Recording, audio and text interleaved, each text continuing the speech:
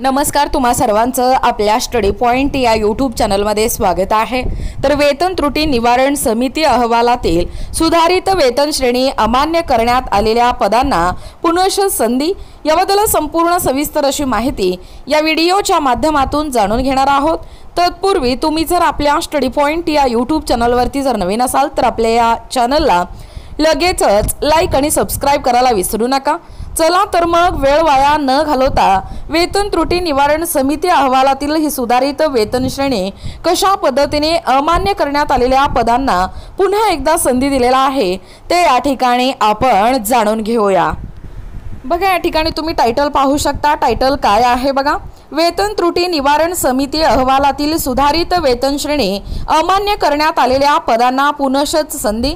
जाणून घ्या संपूर्ण सविस्तर update. Reappointment of posters as revised pay scale in the pay deficiency redressal committee report was rejected.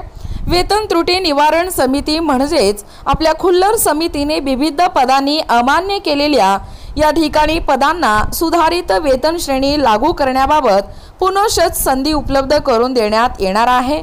आपल्या खुल्लर समितीने शिफारसी केलेल्या केवळ 104 पदांनाच सुधारित वेतन श्रेणीचा लाभ या ठिकाणी अनुदेय करण्यात आलेला आहे।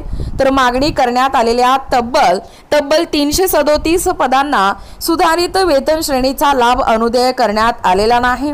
सदर 337 पदांपैकी बऱ्याच पदांच्या वेतन श्रेणीमध्ये 7व्या वेतन आयोगानुसार तफावत आहे।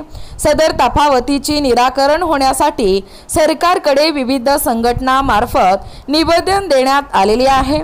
प्राप्त माहितीनुसार सदर निवेदनाचा विचार करता पुनश्च एकदा राज्यातील कर्मचाऱ्यांच्या वेतन श्रेणीमधील तफावत हे दूर करण्यासाठी समितीचे गठन करून कर्मचारी संघटनांकडून आपले म्हणणे मांडण्याची संधी दिली जाणार असल्याची माहिती ही समोर येत आहे। दिनांक 1/1/2026 पासून 8वा वेतन आयोग लागू होणार असल्याने तत्पूर्वीच सदर वेतन तफावत दूर होणे हे अपेक्षित आहे।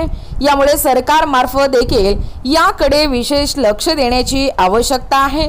बघा, कमी संख्याबळ असणारे पद नेहमीच वंचित, ज्या पदांचे संख्याबळ जास्त आहे अशा पदाची पोळ नेहमीच भाजत असते असे कर्मचाऱ्यांचे म्हणणे आहे। आताच्या खुल्लर समितीमध्ये ज्या पदांचे संख्याबळ हे कमी आहे अशा पदांना आपले म्हणणे मांडण्यासाठी पाचारण न केल्यासने सदर पदावरील कर्मचारी सुधारित वेतन श्रेणीपासून वंचित आहेत। बघा, एकूणच अशा पद्धतीने या ठिकाणी आताच पाहिल्याप्रमाणे ही जी वेतन त्रुटी निवारण समिती अहवाल आहे या अहवालातील सुधारित वेतन श्रेणी अमान्य करण्यात आलेल्या पदांना पुनश्च संधी या ठिकाणी आहे। याबद्दल संपूर्ण सविस्तर माहिती या व्हिडिओच्या माध्यमातून जाणून घेण्याचा प्रयत्न केलेला आहोत। अशाच प्रकारचे नवनवीन अपडेट पाहिजे असतील किंवा तुम्हाला जर आमच्या अध्यापनाचे व्हिडिओ आवडत असतील किंवा तुम्ही जर आपल्या स्टडी पॉइंट या यूट्यूब चॅनलवरती जर नवीन असाल तर आपल्या या चॅनलला लगेचच लाईक आणि सबस्क्राइब करायला विसरू नका। भेटूया अशाच पुढच्या नवीन व्हिडिओमध्ये। तोपर्यंत धन्यवाद।